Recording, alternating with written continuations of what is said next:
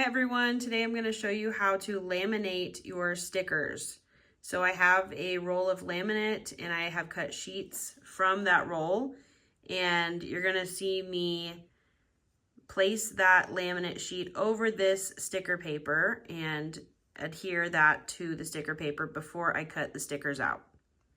Okay, here is a piece of laminate. This roll right here is like 100 feet of laminate, so we've cut out paper-sized pieces of it. So here's one that I'm going to use.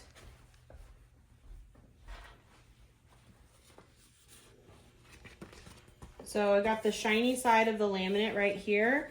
I'm going to place it over the top of my paper, just like that. Then I've got my roller right here, and I always keep something hard right here. I use this little Cricut cardstock paper right here to help guide the paper through, because sometimes it will go down into the roller and then it's all messed up.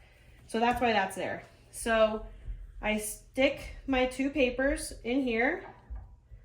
I roll it a little bit and make sure that cardstock's right behind it.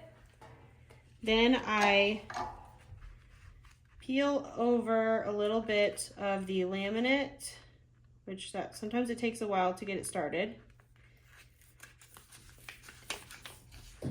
I peel that back, I fold the backing a little bit, press it down. It's okay if there's a little wrinkle at the top because that part is not on a sticker. I roll it back through, fold it up, pull the backing, and then roll it through.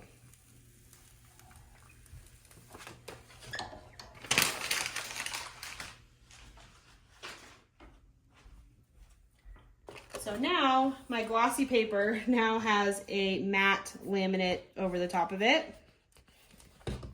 So this laminate makes it UV resistant, water resistant, and we've put them on our car and they withstand the weather so much better than other stickers. Okay, so that is how you put laminate on your sticker paper. Thanks for watching.